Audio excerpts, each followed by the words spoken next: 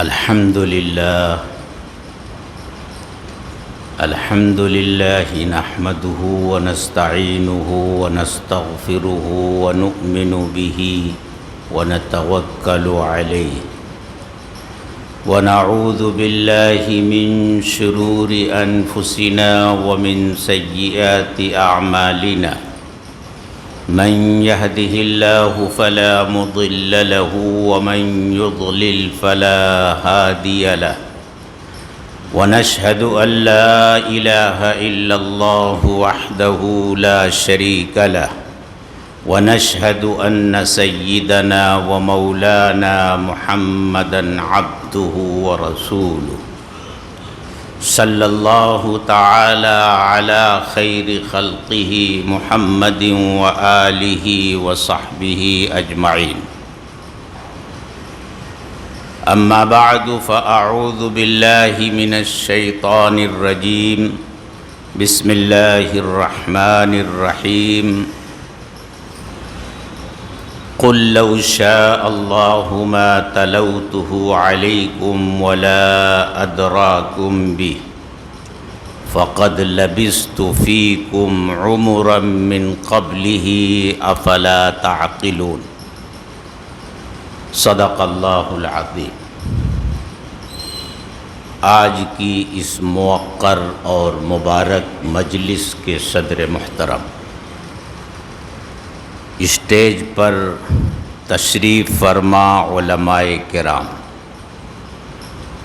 اور سامنے بیٹھے ہوئے بزرگوں اور دوستوں، اور میری آواز اگر پہنچ رہی ہو تو میری ماؤں اور بہنوں،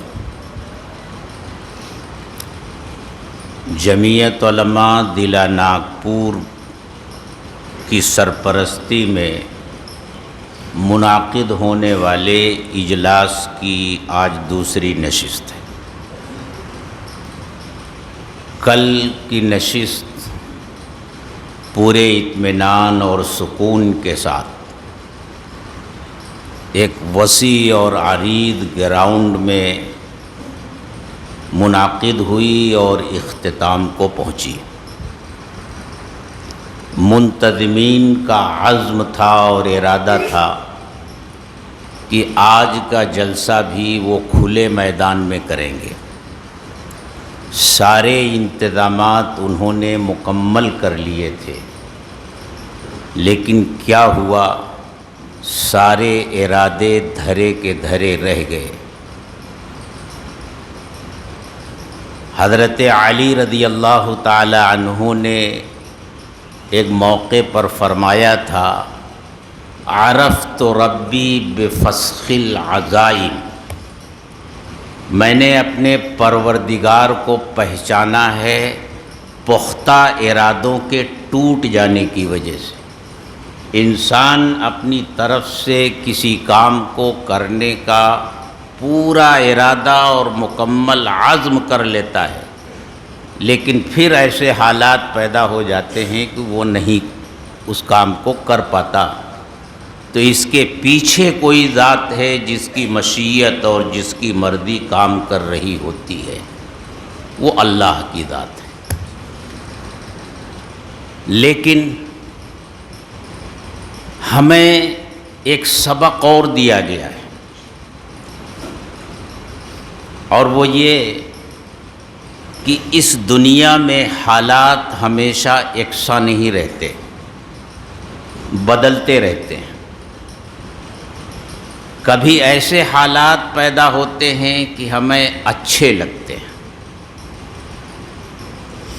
اور کبھی ایسے حالات پیدا ہوتے ہیں جو ہمیں اچھے نہیں لگتے، برے لگتے ہیں۔ لیکن جو حالات ہمیں اچھے لگتے ہیں، یہ ضروری نہیں کہ وہ حقیقت میں بھی اچھے ہوں، اور جو حالات ہمیں برے لگتے ہیں ضروری نہیں کہ وہ برے ہی ہوں۔ اللہ تعالیٰ نے ارشاد فرمایا، وَعَسَىٰ أَن تَكْرَهُوا شَيْئًا وَهُوَ خَيْرٌ لَكُمْ وَعَسَىٰ أَن تُحِبُّوا شَيْئًا وَهُوَ شَرٌّ لَكُمْ۔ ایسا ہو سکتا ہے کہ ایک چیز کو تم اچھا نہ سمجھو جبکہ وہ چیز تمہارے حق میں بہتر ہو، اور ایسا بھی ہو سکتا ہے کہ ایک چیز کو تم اپنے لیے بہتر سمجھو اور حقیقت یہ ہو کہ وہ تمہارے حق میں بہتر نہ ہو۔ دوسرے موقع پر فرمایا فَعَسَىٰ أَن تَكْرَهُوا شَيْئًا، وہی بات کہ تم کسی چیز کو اپنے لیے برا سمجھو جبکہ وہ تمہارے لیے بہتر ہو۔ تو آج یہ جلسہ اس میدان سے اٹھ کر اس مسجد میں آ گیا، ہمیں یہ یقین رکھنا چاہیے کہ اس میں بھی کوئی نہ کوئی خیر ہوگی، ہمیں اگرچہ معلوم نہیں، لیکن ایک مومن اللہ کی مرضی کے تابع ہوتا ہے، اللہ جو چاہتے ہیں وہ ہوتا ہے۔ ابھی میں آج کے اس جلسے کے صدر محترم مولانا توقیر صاحب کی تقریر سن رہا تھا، اور صرف یہاں نہیں، میں کمرے میں تھا، وہاں بھی حضرت کی آواز پہنچ رہی تھی اور میں سن رہا تھا۔ آقائے نامدار تاجدار مدینہ سرکار دو عالم حضرت محمد الرسول اللہ صلی اللہ علیہ وسلم کے مقام اور مرتبے کو وہ بیان کر رہے تھے کہ اللہ کے نزدیک آپ کا مقام اور مرتبہ کیا ہے، اور کس طرح کی خصوصیات سے اللہ نے اپنے آخری نبی حضرت محمد الرسول اللہ صلی اللہ علیہ وسلم کو نوازا ہے۔ فضائل سید المرسلین کے باب میں جو حدیثیں محدثین نے ذکر کی ہیں، ان میں سے کچھ حدیثوں کا تذکرہ حضرت فرما رہے تھے۔ بات حضرت کی اور لمبی تھی، لیکن حضرت نے میرے آنے کی وجہ سے اپنی گفتگو ناتمام چھوڑ دی۔ حضرت نے اپنے تقریر کے آخر میں جو بات کہی ہے کہ ایک طرف تو اللہ اپنے حبیب کے بارے میں یہ کہتا ہے، خود اللہ کا حبیب باوجود اپنی تواضع اور انکساری کے جب ضرورت پڑتی ہے تو انبیاء اور رسولوں کے درمیان آپ کا جو مقام اور مرتبہ ہے، اور اللہ نے جو آپ کو خصوصیات اور فضائل عطا کیے ہیں، آپ خود بیان فرماتے ہیں۔ ان سب باتوں کو واضح کرنے کے بعد حضرت نے یہ کہا کہ دیکھو، رسول اقدس صلی اللہ علیہ وسلم کی شان میں اگر ایسی ویسی کوئی بات کہی جاتی ہے تو اس پر کان مت دھرو۔ آپ کی اصل سیرت تو وہ ہے جو اللہ نے بیان کی، آپ کا مقام اور مرتبہ تو وہ ہے جو اللہ نے بیان کیا ہے۔ اس لیے لوگوں کی افواہات پر، ان کی بکواس پر، ان کی دریدہ دہنی پر، ان کی گستاخیوں پر کچھ زیادہ توجہ مت دو، اور کسی شک اور شبہے میں مبتلا مت ہو کہ یہ جب ایسا کہہ رہا ہے تو ہو سکتا ہے کوئی حقیقت ہو۔ حقیقت کچھ نہیں، یہ صرف شرارت ہے۔ حضرت نے یہاں پہنچ کر اپنی بات ادھوری چھوڑ دی۔ میں نے سوچا تھا کہ کسی اور موضوع پر گفتگو کروں گا، لیکن یہاں پہنچ کر دل میں بات آئی کہ کیوں نہ حضرت کی چھوڑی ہوئی اسی بات کو آگے بڑھاؤں۔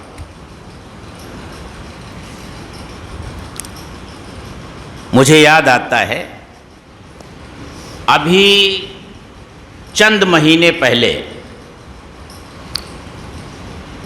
بمبئی کے قریب ممبرا ایک شہر ہے، وہاں ایک جلسہ منعقد کیا گیا، مختلف مکاتب فکر کے علماء کو اس میں مدعو کیا گیا،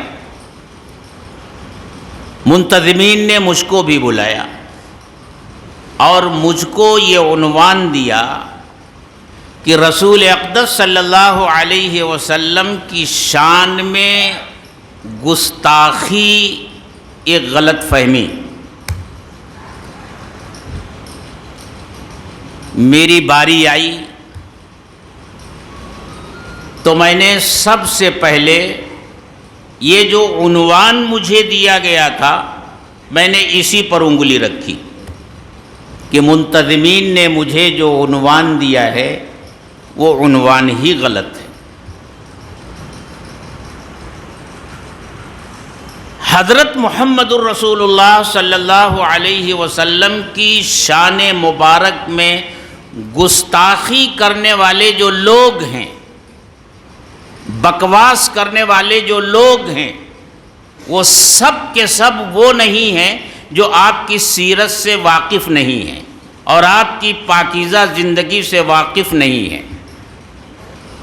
بلکہ میں نے وہاں لوگوں کو بتایا کہ ایسے لوگ جو حضرت محمد صلی اللہ علیہ وسلم کی شان میں گستاخیاں کرتے آئے ہیں اب تک، دور رسالت سے لے کر آپ کی حیات طیبہ سے لے کر مختلف ادوار اور مختلف زمانوں میں اور اب تک اور قیامت تک یہ سلسلہ چلتا رہے گا،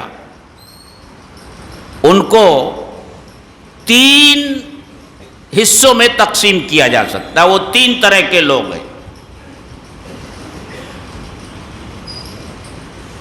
پہلے تو وہ لوگ ہیں جو اچھی طرح جانتے ہیں کہ آپ کے اوپر ہم جو الزام تراشی کر رہے ہیں آپ کا دامن اس الزام سے پاک اور صاف ہے. آپ کے کردار اور سیرت پر جو ہم انگلی اٹھا رہے ہیں، جو داغ لگانے کی کوشش کر رہے ہیں، آپ کا پاکیزہ دامن اس داغ سے کہیں پاک ہے، اچھی طرح جانتے ہیں. انہیں جتنا یقین اپنے وجود پر ہے اس سے زیادہ اس پر یقین ہے کہ حضرت محمد الرسول اللہ صلی اللہ علیہ وسلم کی ذات گرامی ان تمام بیہودے الزامات سے بالکل پاک اور صاف ہے، لیکن پھر بھی وہ الزام تراشی کر رہے ہیں. دوسری قسم ان لوگوں کی ہے جو کہنے کو مسلمان ہیں لیکن ان کی معلومات کا ذریعہ سیرت کے اصل ماخذ سے نہیں ہے. انہوں نے قرآن کو نہیں پڑھا ہے، عربی زبان سے واقف نہیں ہے.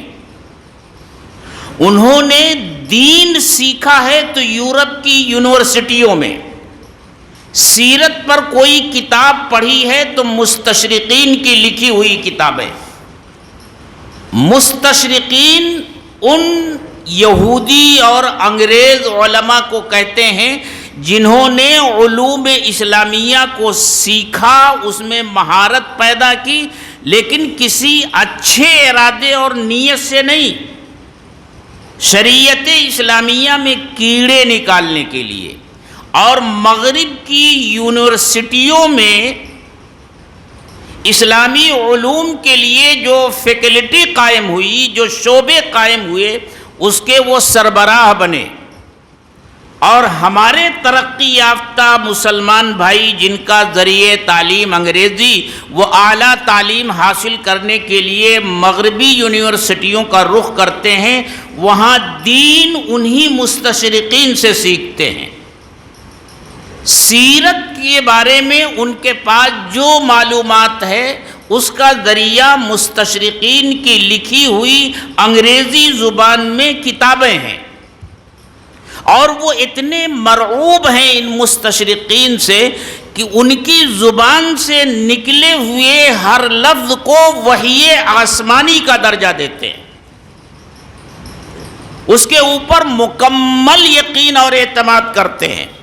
اس سے ہٹ کر نہ کوئی بات سننے کو تیار اور نہ ماننے کو تیار. اس لیے پھر وہی کہتے ہیں جو مستشرقین نے لکھ دیا ہے، یہ بے خبری میں کہتے ہیں. اور تیسرا گروہ وہ ہے جو آج کل ہمارے ملک میں ہے، جو رد عمل کے طور پر کوئی بات کہتا، اس سے اس کو نہیں مطلب ہے کہ میں جو کہہ رہا ہوں یا کہہ رہی ہوں وہ حقیقت ہے یا نہیں ہے، لیکن ہم میں سے کسی نے ان کے کسی دیوی دیوتا کے بارے میں کچھ کہہ دیا تو رد عمل کے طور پر وہ ہمارے اللہ کو اور حضرت محمد الرسول اللہ صلی اللہ علیہ وسلم کے اوپر انگلی اٹھاتے ہیں. یہ 3 گروہ ہیں. پہلا گروہ جو یہ جانتا ہے کہ حضرت محمد الرسول اللہ صلی اللہ علیہ وسلم کی ذات گرامی ہر طرح کے عیب سے پاک اور صاف ہے، آپ کے کردار اور آپ کے اخلاق اور آپ کی پاکیزہ زندگی پر کہیں انگلی رکھنے کی گنجائش نہیں، اور اس پاک زندگی پر انگلی رکھنے کی گنجائش ہو کیسے سکتی ہے جس پاک زندگی کو قرآن کی صداقت کے طور پر دلیل کے طور پر پیش کیا گیا ہو، اور آپ کی رسالت پر آپ کی زندگی کو بطور دلیل پیش کیا گیا ہو، اس پر انگلی رکھنے کی گنجائش کہاں ہو سکتی ہے؟ یہ گروہ کون سا ہے؟ یہ مکہ کے مشرکین جو آپ کے اوپر الزامات لگاتے تھے،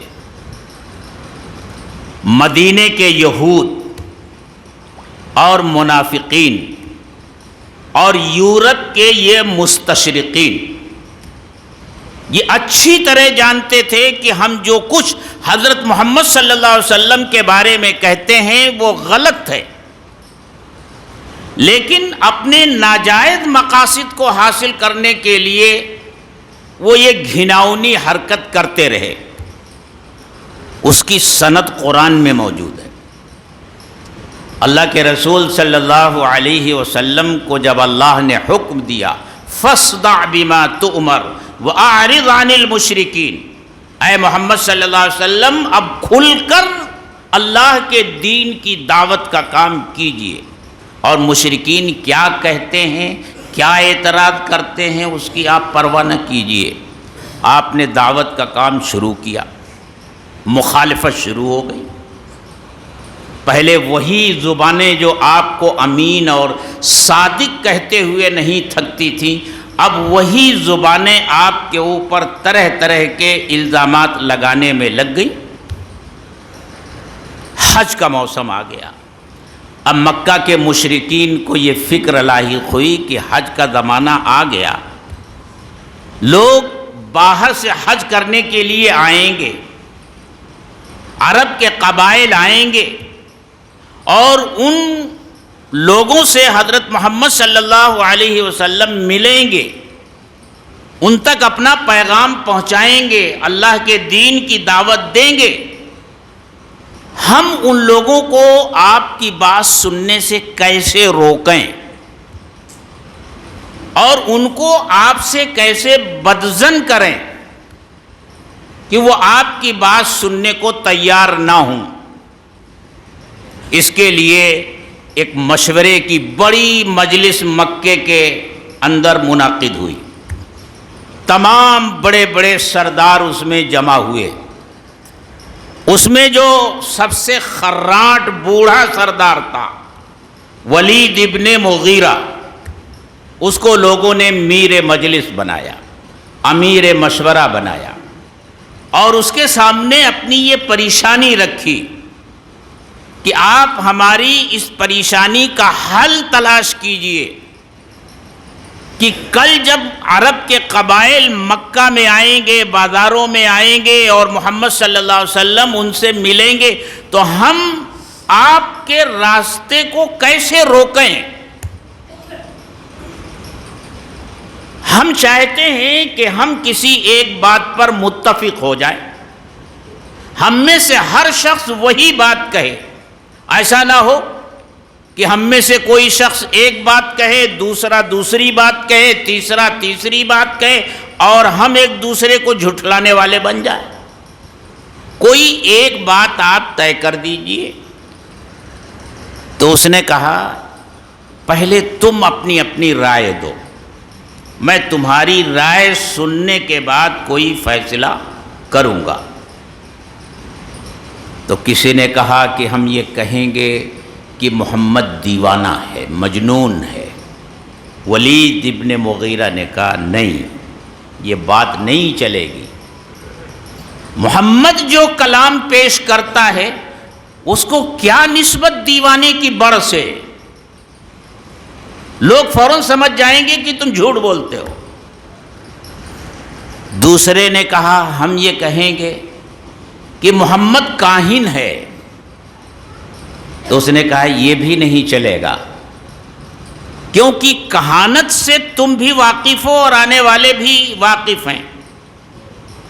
کاہن جس طرح کی حرکتیں کرتے ہیں اور جس طرح کے منتر وہ پڑھتے ہیں، محمد جو کلام اللہ کی طرف سے پیش کرتا ہے، دونوں میں کوئی مناسبت نہیں ہے، سمجھ جائیں گے تم جھوٹ بولتے ہو۔ کسی نے کہا ہم یہ کہیں گے کہ محمد بہت بڑے شاعر ہیں۔ تو وہ مسکرایا، اس نے کہا شعر و شاعری تو ہم عربوں کی گھٹی میں پڑی ہوئی ہے، ہمارے بچے اور بچیاں فی البدیع اشعار کہتے ہیں، بکریاں چرانے والی بچیاں فی البدیع اشعار کہتی ہیں۔ عجیب حال تھا عربوں کا، اسی لیے وہ اپنے آپ کو عرب اور ساری دنیا کو عجم کہتے تھے۔ عجم کے معنی گونگا، اپنے مقابل میں ساری دنیا کو وہ گونگا سمجھتے تھے۔ اس نے کہا کہ اصناف سخن جتنے ہیں، شعر و شاعری کی جتنی اصناف ہیں، اس سے تم بھی واقف ہو، آنے والے بھی واقف ہیں۔ جب محمد قرآن پڑھے گا وہ سمجھ جائیں گے یہ شعر و شاعری نہیں ہے۔ تو کسی نے کہا ہم کہیں گے کہ محمد جادوگر ہیں۔ اس نے کہا یہ بھی نہیں چلے گا، جادو کی حقیقت سے بھی لوگ واقف ہیں۔ تو سب نے کہا جب یہ نہیں چلے گا، یہ نہیں چلے گا، وہ نہیں چلے گا، تو آپ ہی ہم میں تجربے کار ہیں، آپ ہی بتائیے۔ تو وہ بوڑھا خراٹ سردار جو مجلس مشاورت میں صدارت کی کرسی پر بیٹھا ہوا تھا، جو صدر بنتا ہے تو اس میں اکڑ بھی آ جاتی ہے، اس نے اپنی وہ اکڑ دکھائی۔ اور اکڑ کیسی دکھائی؟ قرآن اس کی منظر کشی کرتا ہے۔ قرآن کہتا ہے انہو فکر وقدر فقتل کیف قدر ثم قتل کیف قدر ثم نظر ثم عبس وبصر ثم ادبر واستکبر فقال ان هذا الا سحر یوسر۔ اس نے غور و فکر کیا اور اندازہ لگایا، ہلاک ہو جائے اس نے کیسا اندازہ لگایا، پھر ہلاک ہو جائے اس نے کیسا اندازہ لگایا۔ ثم نظر، اس نے ایسے اچٹتی ہوئی نظر پورے مجمع پر ڈالی، یوں گھمایا۔ ثم عبس وبصر، پھر پیشانی پر سلوٹیں ڈالی اور منہ بنایا ایسا کہ جیسے بہت زیادہ غور و فکر کر رہا ہے۔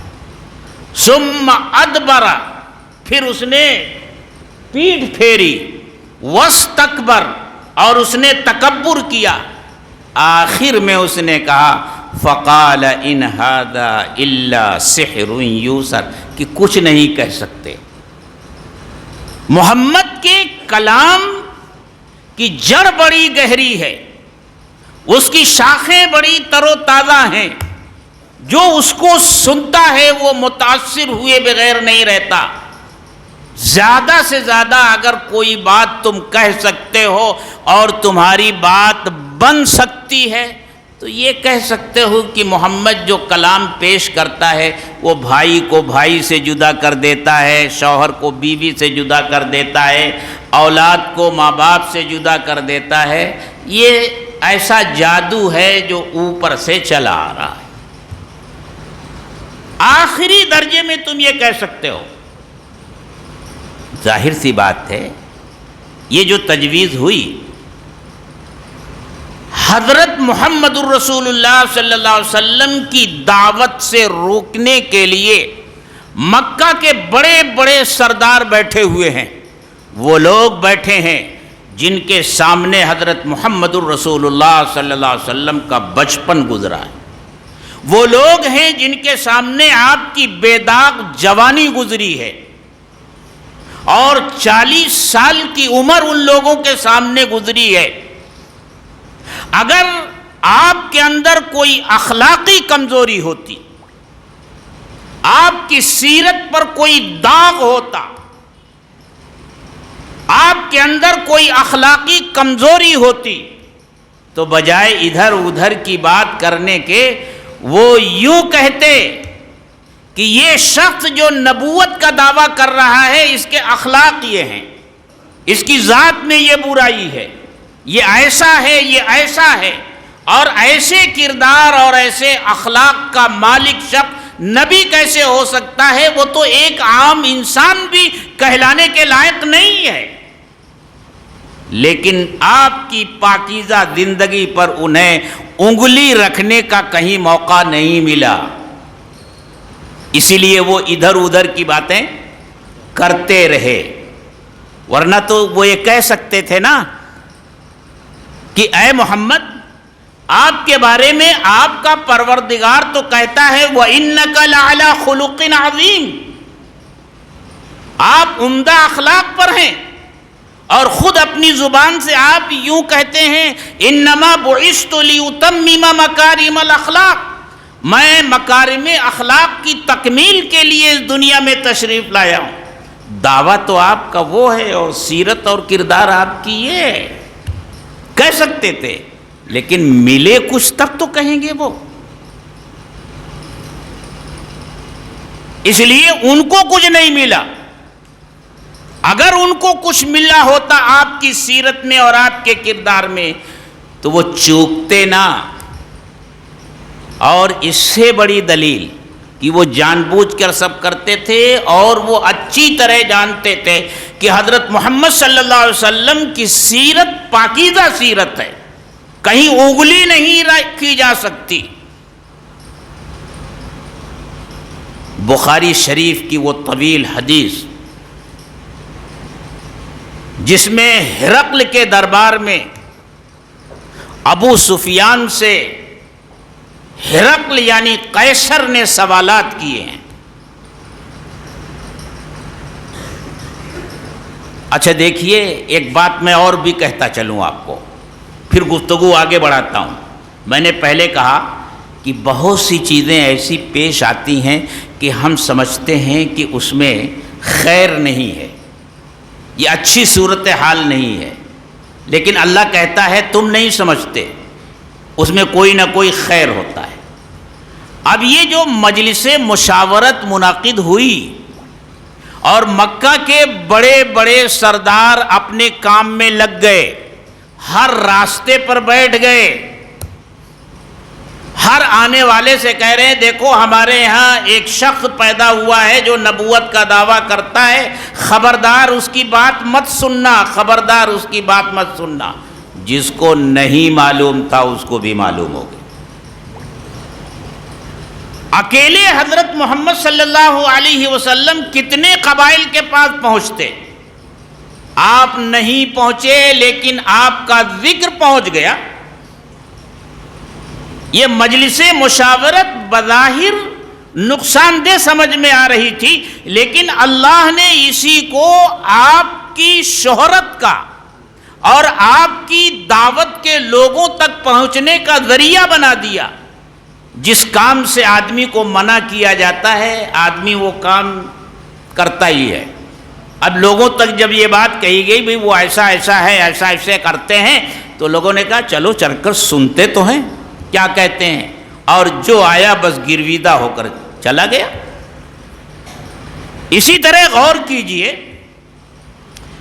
واقعات میں اگر آپ غور کریں گے تو اللہ تعالیٰ کو یہ منظور تھا کہ حضرت محمد الرسول اللہ صلی اللہ علیہ وسلم کے اس دنیا میں تشریف لانے سے پہلے آپ جہاں پیدا ہونے والے ہیں اس جگہ کی شہرت عالم میں پہنچ جائے۔ آپ کی ولادت سے 50 دن پہلے اصحاب فیل کا واقعہ پیش آیا۔ ابرہہ بیت اللہ کو ڈھانے کے لیے ہاتھیوں کا لشکر لے کر آیا۔ اللہ نے پرندوں کا ایک جھنڈ بھیجا۔ ابابیل کے معنی ہوتے ہیں جھنڈ۔ یہ جو چھوٹے چھوٹے پرندے ہمارے ہاں چلتے ہیں یہ ابابیل نہیں بھائی، وہ پرندے سمندر کی طرف سے آئے، نہ اس سے پہلے وہ دیکھے گئے اور نہ کنکریاں برسا کر جب وہ چلے گئے اس کے بعد بھی وہ نہیں دیکھے گئے۔ لیکن ابرہہ کا لشکر ہلاک کیسے ہوا؟ اللہ چاہتے تو جہاں یہ لشکر ٹھہرا ہوا تھا اسی جگہ پر سب کو ہلاک کر دیتے، لیکن ہلاکت کیسے ہوئی؟ کنکریاں لگیں اور وہ لوگ بھاگے، اور مکہ سے لے کر یمن کی سرزمین تک لاشیں بچھ گئیں۔ یہ لاشیں کیوں بچھائی گئیں؟ تاکہ ساری دنیا کو معلوم ہو جائے کہ یہ واقعہ پیش آیا ہے۔ اگر مکہ کی اس چھوٹی سی بستی میں یہ واقعہ پیش آیا ہوتا اور پورا لشکر وہیں تباہ ہو کر ختم ہو گیا ہوتا تو اس واقعے کا اتنا چرچا نہیں ہوتا۔ مکے سے لے کر یمن تک لاشیں بچھتی چلی گئیں۔ جس بستی کے لوگوں نے دیکھا بھئی یہ کیا ہو گیا، ارے یہ تو ابرہہ تھا جو اپنا لشکر لے کر مکہ گیا تھا، اور معمولی پرندوں نے اس کے لشکر کا یہ حال کر دیا، تو شہرت اللہ نے اس کے ذریعے کروائی۔ تو کوئی واقعہ پیش آتا ہے تو اس میں حکمت ہوتی ہے، تو یہ نہیں سمجھنا چاہیے کہ یہ صورتحال اچھی نہیں، اسی ناپسندیدہ حالت میں اللہ تعالیٰ خیر کا ذریعہ نکال دیا کرتے ہیں۔ تو میں یہ عرض کر رہا تھا کہ اللہ کے رسول صلی اللہ علیہ وسلم نے صلح حدیبیہ کے بعد شاہان عالم کے نام دعوتی خطوط لکھے۔ اس میں ایک خط شاہ روم قیصر کو بھی لکھا۔ وہ خط اس وقت اسے ملا جب وہ بیت المقدس آیا ہوا تھا، ایرانیوں پر اسے فتح حاصل ہوئی تھی، اور اس نے منت مانی تھی کہ جب ایرانیوں پر فتح حاصل ہو جائے گی تو وہ بیت المقدس پیدل چل کے جائے گا۔ وہ آیا ہوا تھا، وہاں اس کو اللہ کے رسول صلی اللہ علیہ وسلم کا مکتوب اور خط ملا۔ اس نے اپنے لوگوں سے کہا کہ مکہ اور وہاں کا اگر کوئی تجارتی قافلہ ہمارے اس شہر میں آیا ہوا ہو تو اسے میرے دربار میں حاضر کیا جائے۔ ابو سفیان اس وقت اپنے تجارتی قافلے کے ساتھ وہاں موجود تھے۔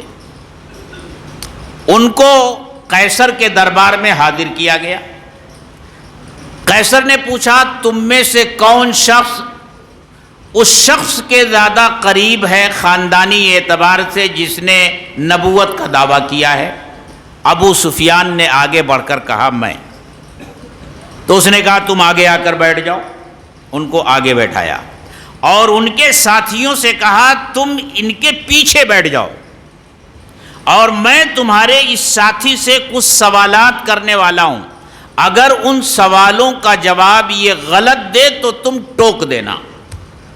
ابو سفیان کہتے ہیں کہ اگر مجھے یہ ڈر نہ ہوتا کہ میرے ساتھی مجھے ٹوک دیں گے تو میرے لیے اچھا موقع تھا قیصر کا کان بھرنے کے لیے، لیکن میں ڈر رہا تھا کہیں میں کوئی غلط بات کہوں اور جھوٹ کھل جائے۔ قیصر نے پہلا سوال یہ کیا، یہ بتاؤ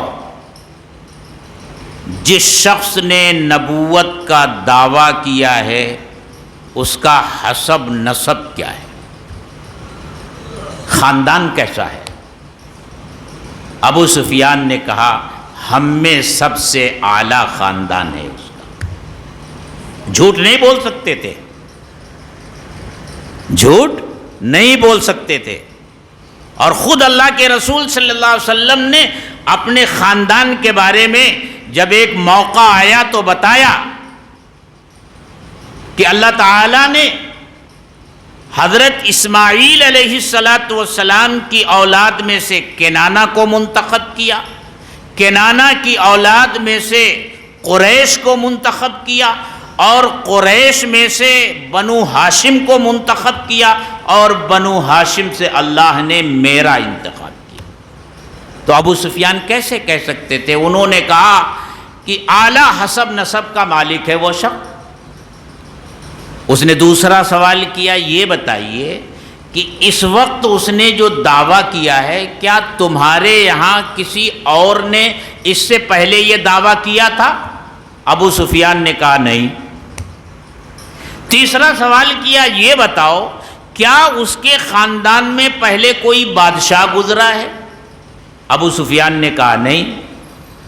اس نے سوال کیا، یہ بتاؤ کہ کیا اس کو کبھی جھوٹ بولتے ہوئے تم نے سنا ہے؟ اتنی بڑی عمر تمہارے سامنے اس کی گزری ہے، کسی معاملے میں اس نے کبھی جھوٹ بولا ہو؟ ابو سفیان نے کہا نہیں۔ اس نے کہا یہ بتاؤ اس کے اوپر جو شروع میں ایمان لانے والے لوگ ہیں وہ معاشرے کے غریب اور کمزور لوگ ہیں یا امیر لوگ ہیں؟ ابو سفیان نے کہا غریب لوگ ہیں۔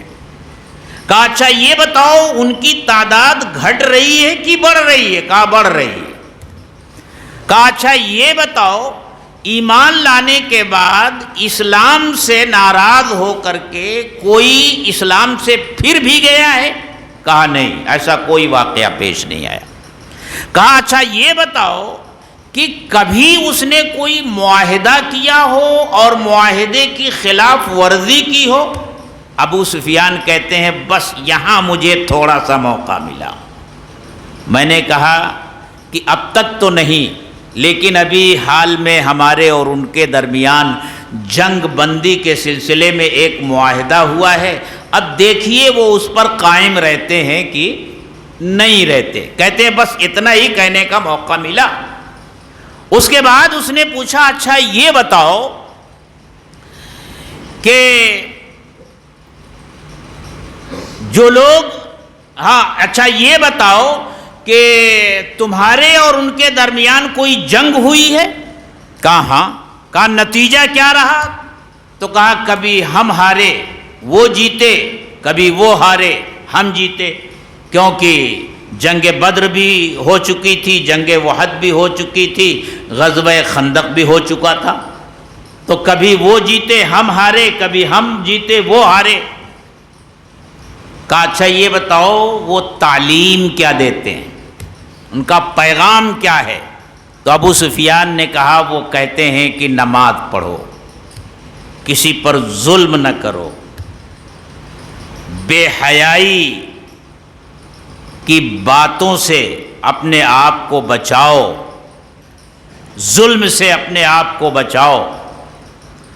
جب یہ سوال اور جواب مکمل ہو گئے تو ہرقل نے کہا دیکھو میں نے تم سے پوچھا کہ اس کا خاندان کیسا ہے، تم نے کہا اعلیٰ حسب اور نسب کا مالک ہے، نبی ایسے ہی ہوا کرتے ہیں۔ میں نے تم سے سوال کیا کیا یہ دعویٰ اس سے پہلے تمہارے یہاں کسی نے کیا ہے؟ تم نے کہا نہیں۔ اگر یہ دعویٰ اس سے پہلے کسی نے کیا ہوتا تو میں سمجھا کہ یہ اسی کی تکرار ہے۔ میں نے تم سے پوچھا کہ کیا اس کے خاندان میں کوئی بادشاہ گزرا ہے؟ تم نے کہا نہیں۔ اگر کوئی بادشاہ گزرا ہوتا تو میں یہ سوچتا کہ وہ اپنے باپ دادا کی حکومت حاصل کرنے کے لیے یہ دعویٰ کر رہا ہے۔ تم نے مجھے بتایا کہ اس کی پیروی کرنے والے کمزور لوگ ہیں اور ان کی تعداد دن بدن بڑھتی رہی، ہر نبیوں کے ساتھ یہی ہوا ہے۔ تم نے یہ کہا کہ ایمان لانے کے بعد کوئی ایمان اور اسلام سے برگشتہ ہو کر دین سے نہیں پھرا تو دین حق کی یہی پہچان ہے۔ تم نے کہا کہ جنگ ہمارے اور ان کے درمیان ہوئی، کبھی ہم جیتے کبھی وہ ہارے، تو کہا نبیوں کے ساتھ اللہ کا یہی معاملہ ہوتا ہے۔ تم نے یہ بتایا کہ ان کی جو تعلیم ہے کہ نماز پڑھو، بے حیائی کے کاموں سے اپنے آپ کو بچاؤ، تو یہ تو عمدہ اخلاق کی تعلیم ہے۔ میں سمجھتا ہوں وہ اللہ کا نبی ہے۔ اور پھر وہ خط لا کر کے پڑھا اور اس نے بھرے دربار میں کہا اگر میں وہاں پہنچ سکتا تو ان کے پیر دھوتا، لیکن اس کا یہ کہنا تھا کہ پورا دربار عیسائیوں سے بھرا پڑا تھا اور آوازیں اٹھنے لگیں، ایمان کا وہ شعلہ جو اس کے دل میں چمکا تھا حکومت کے لالچ میں وہ بجھ گیا، اور اس نے ابو سفیان کو باہر نکال دیا اور یہ کہا کہ ایک دن ایسا آئے گا کہ اس کی حکومت یہاں تک پہنچے گی جہاں آج میں موجود ہوں۔ اب آپ بتائیے کہ وہ موقع تھا جب اس نے یہ پوچھا تھا کہ آپ تعلیم کس چیز کی دیتے ہیں؟ ابو سفیان کے لیے پورا موقع تھا، وہ کہتے کہ وہ تعلیم تو یہ دیتے ہیں کہ بے حیائی کے کاموں سے رکو، لیکن خود ان کا اخلاق یہ ہے، ان کا کردار یہ ہے، ان کی سیرت یہ ہے اور ان کی زندگی یہ ہے، وہ کہتے کچھ ہیں اور کرتے کچھ ہیں۔ ابو سفیان یہ کہہ سکتے تھے نا، لیکن نہیں، کیونکہ انگلی رکھنے کی گنجائش ہی نہیں ہے مدنی آقا حضرت محمد الرسول اللہ صلی اللہ علیہ وسلم کی سیرت پر۔ تو یہ لوگ جو مکہ کے مشرکین تھے یہ جان بوجھ کر یہ سب کچھ کرتے تھے، اسی طرح مدینے کے یہود بھی سب کچھ جانتے تھے لیکن الزام تراشی سے باز نہیں آتے تھے۔ قرآن کہتا ہے الذین آتیناہم الکتاب یعرفونہ کما یعرفون ابناءہم، ہم نے جن کو کتاب دی ہے وہ آپ کو اسی طرح پہچانتے ہیں کہ آپ اللہ کے سچے نبی ہیں جس طرح وہ اپنی اولاد کو پہچانتے ہیں، لیکن حسد ہے، عداوت ہے، بغض ہے، انہیں یہ صدمہ ہے کہ آخری نبی ہمارے خاندان کے بجائے حضرت اسحاق علیہ السلام کی اولاد میں پیدا ہونے کے بجائے حضرت اسماعیل علیہ السلام کی اولاد میں کیوں پیدا ہو؟ اس لیے جان بوجھ کر وہ ایسا کرتے تھے۔ اللہ کے رسول، ایک واقعہ اور سناؤں آپ کو، آپ اکتا تو نہیں رہے نا؟ ہاں، جب اکتا جائیں گے تو بتا دیجئے گا۔ آج میرے اوپر کوئی پابندی نہیں ہے، کل تو پابندی تھی کہ اتنی دیر بولنا ہے، سمجھے؟ اور جب پابندی رہتی ہے تو بہت سی باتیں ذہن میں آتی بھی نہیں، کہ وہ ایک بوجھ ہوتا ہے کہ اتنی ہی دیر میں اپنی بات کرنی ہے، اور جب پابندی نہیں رہتی تو بات میں بات نکلتی جاتی ہے۔ ایک واقعہ سناتا ہوں آپ کو۔ حضرت صفیہ رضی اللہ تعالی عنہ اللہ کے رسول صلی اللہ علیہ وسلم کی زوجہ محترمہ ہے، وہ اپنا واقعہ بیان فرماتی ہیں کہ جب اللہ کے رسول صلی اللہ علیہ وسلم ہجرت کر کے مدینہ تشریف لائے تو مدینہ پہنچنے سے پہلے مدینے سے چند میل پہلے جو قبا نام کی بستی تھی، ایک گاؤں تھا، آپ نے وہاں قیام فرمایا، اور یہ خبر پورے مدینے میں پھیل گئی۔ میرا باپ ہوئی ابن اخطب جو اپنے قبیلے کا سردار تھا اور میرا چچا دونوں صبح ہی صبح گھر سے نکلے اور قبا کی طرف چلے گئے۔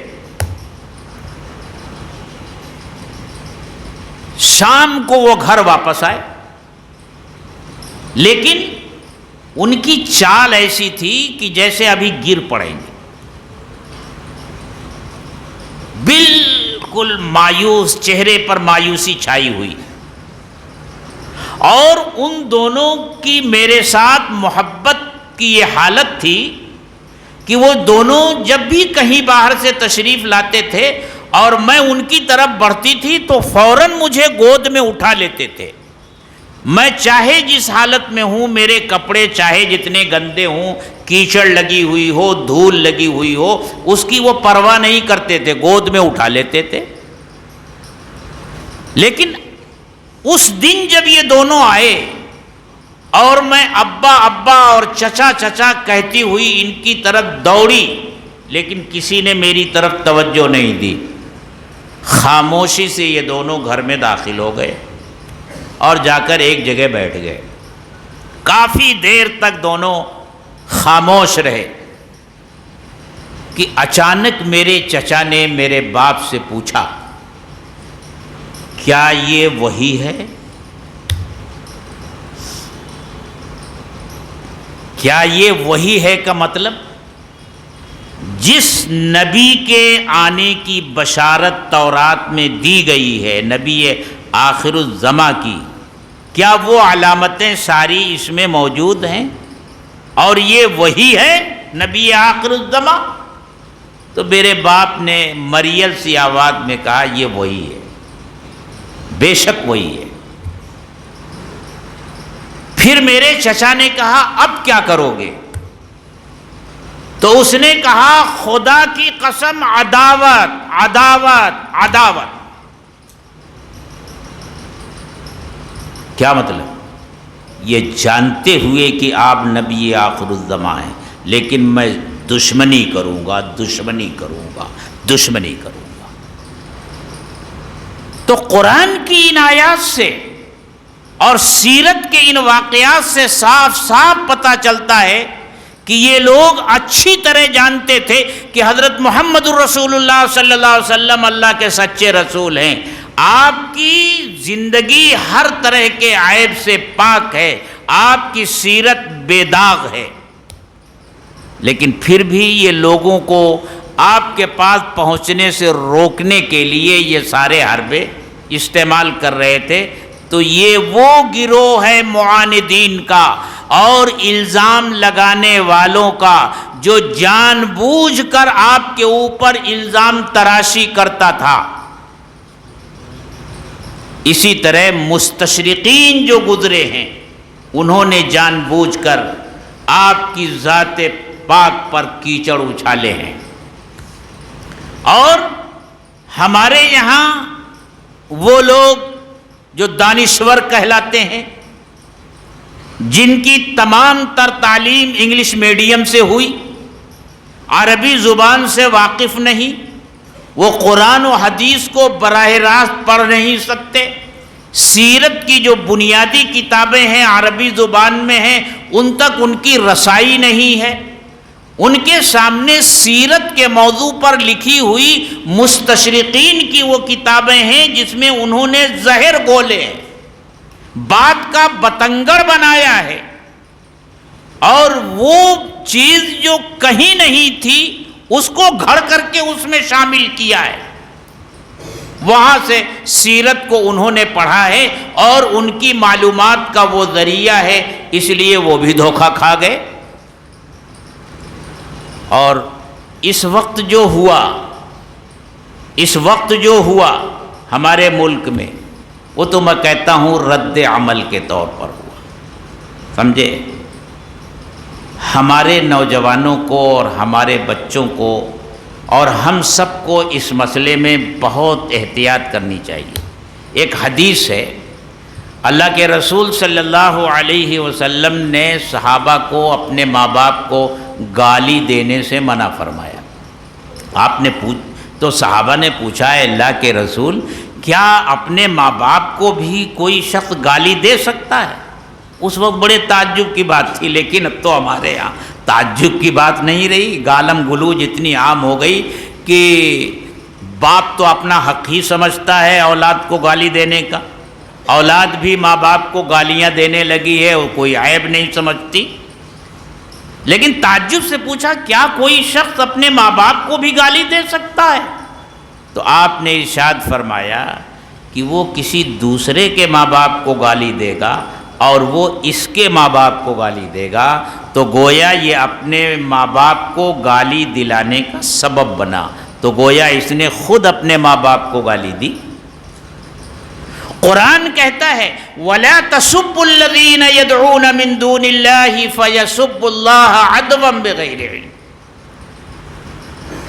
یہ لوگ جو ان کے جو معبودان باطل ہیں، جن کی یہ پرستش کرتے ہیں، ان کو تم برا بھلا مت کہو، گالی مت دو ان کے معبودوں کو، برا بھلا مت کہو۔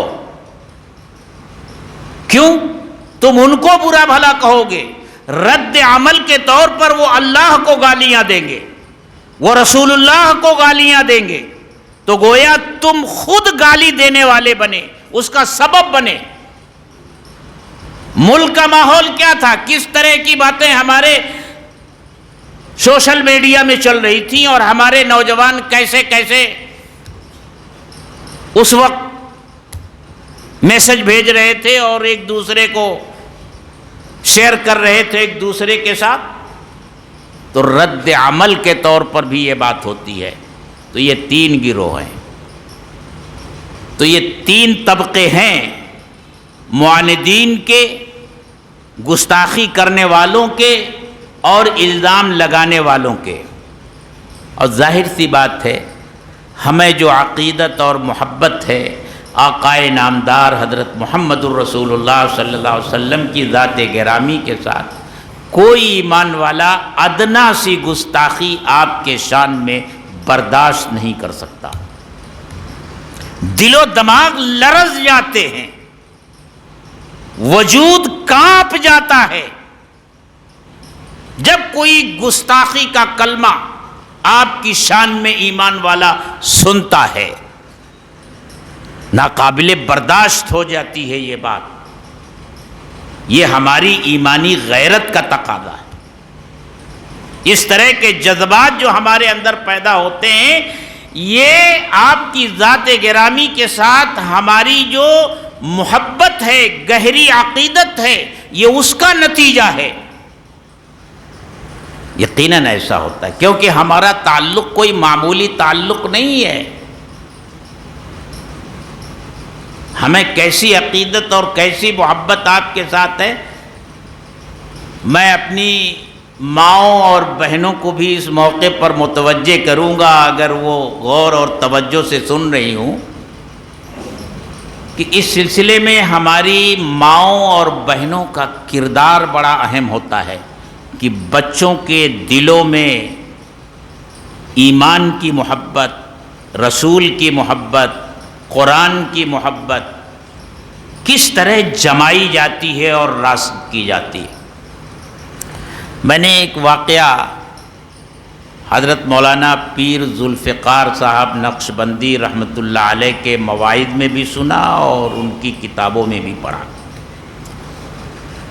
اور میرا خود اپنا یہ حال ہے کہ میں نے جب بھی وہ واقعہ سنا یا پڑھا تو بے اختیار میری آنکھوں میں آنسو آ گیا۔ انہوں نے ایک واقعہ یہ لکھا ہے کہ ایک چھوٹا بچہ تھا جو اسکول میں پڑھتا تھا،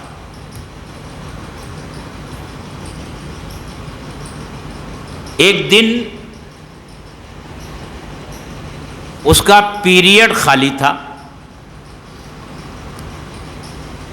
2 پیریڈ اس کے خالی تھے،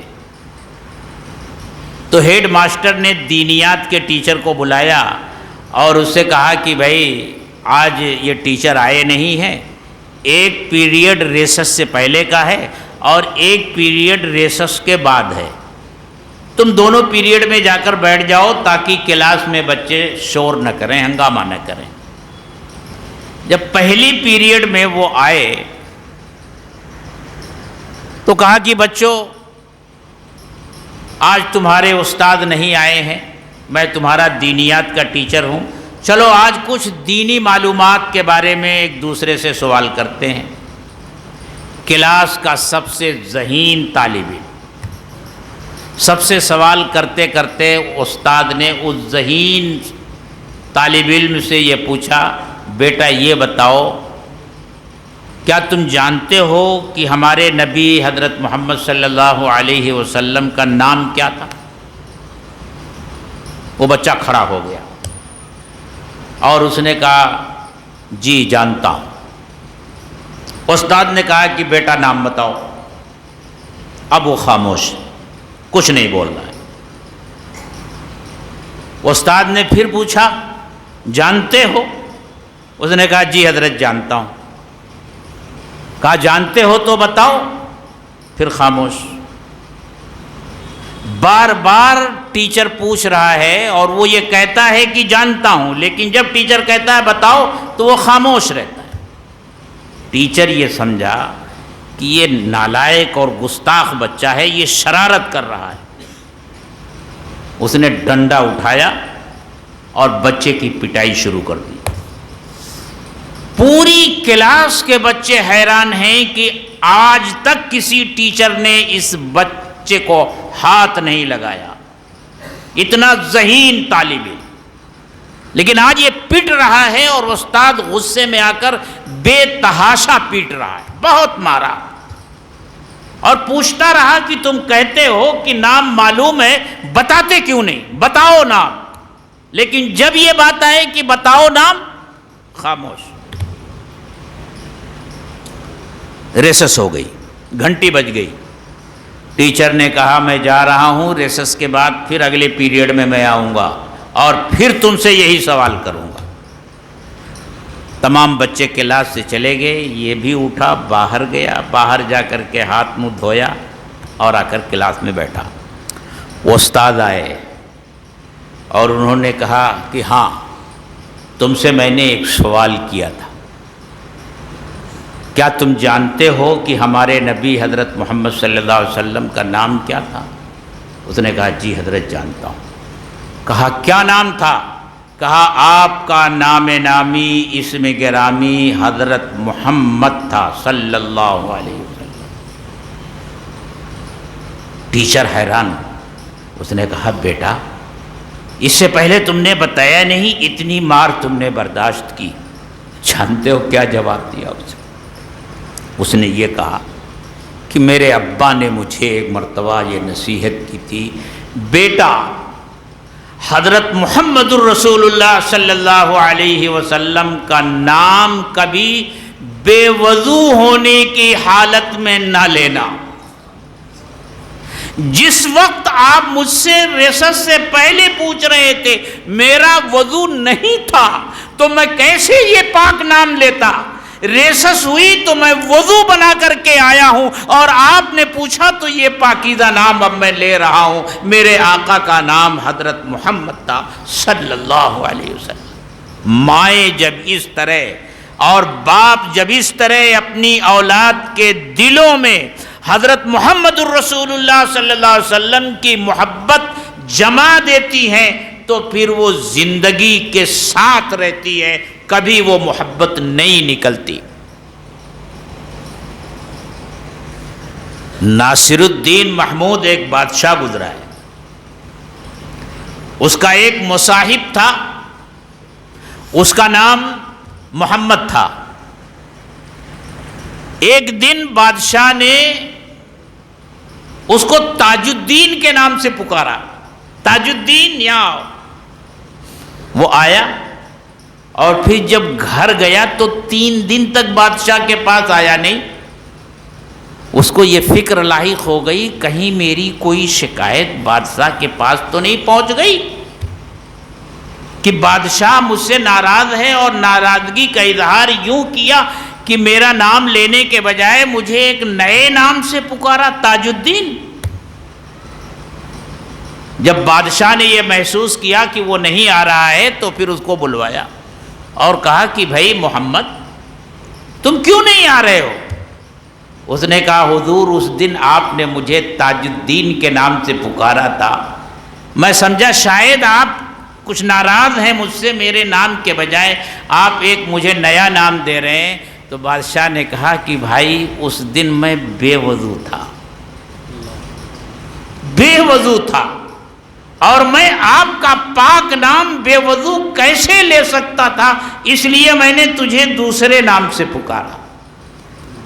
یہ ہوتی ہے ہمارے دلوں میں حضرت محمد الرسول اللہ صلی اللہ علیہ وسلم کی ذات کے ساتھ محبت۔ اسی لیے تو آپ نے کہا تھا لا یؤمن احدکم حتی اکون احب الیہ من والدہ وولدہ والناس اجمعین، تم میں سے کوئی اس وقت تک کامل ایمان والا نہیں ہو سکتا جب تک اس کے دل میں میری محبت اس کے والد سے، اس کی اولاد سے اور دنیا کے تمام لوگوں سے زیادہ نہ ہو جائے، اور ایک روایت میں آتا ہے کہ اس کی اپنی جان سے بھی زیادہ نہ ہو جائے۔ تو ظاہر سی بات ہے جس ذات گرامی کے ساتھ ہمارا یہ رشتہ ہے، ہمارا یہ تعلق ہے، اور یہ سبق تو ہمیں صحابہ کرام سے ملا ہے۔ غور کیجئے، غزوہ احد ہو رہا ہے، ہوا ہے، اور شکست کی خبر مدینے میں آ چکی ہے۔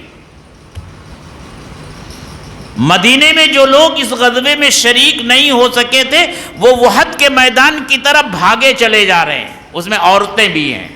ایک خاتون اپنے گھر سے نکلتی ہیں، میدان جنگ کی طرف جا رہی ہیں، جو لوگ آ رہے ہیں ان سے پوچھتی ہیں آقا کس حال میں ہیں؟ آنے والا کہتا ہے خاتون تمہارا شوہر شہید ہو گیا۔ کہتی ہیں انا للہ و انا، اور آگے بڑھتی ہیں، پھر ایک شخص ملتا ہے، اس سے پوچھتی ہیں آقا کیسے ہیں؟ وہ کہتا ہے تمہارا بھائی شہید ہو گیا۔ کہتی انا للہ۔ اسی طرح وہ آگے بڑھتی جا رہی ہیں، اور ایک کے بعد ایک ان کے کسی نہ کسی رشتہ دار کی شہادت کی خبر ملتی جاتی ہے، یہاں تک کہ وہ پوچھتے پوچھتے میدان احد میں پہنچتی ہیں اور آپ کی خدمت میں حاضر ہوتی ہیں، اور جب رخ انور پر نظر پڑتی ہے تو بے اختیار کہہ اٹھتی ہیں کل مصیبت بعدک جلل یا رسول اللہ، آپ ہیں تو کسی کی پرواہ نہیں، آپ کے ہوتے ہوئے ساری مصیبتیں ہیج ہیں۔ یہ محبت تھی صحابہ کرام کو، اور یہ محبت ہر ایمان والے کو ورثے میں ملی ہوئی ہے۔ تو جس ذات گرامی کے ساتھ ہمارا یہ تعلق ہو، اس کی شان میں گستاخی کی جائے، کوئی نامناسب جملہ کہا جائے، الزام تراشی کی جائے، ان کی سیرت پر انگلی اٹھائی جائے، تو مسلمان کا کلیجہ پھٹ جاتا ہے، اس کا وجود لرز اٹھتا ہے۔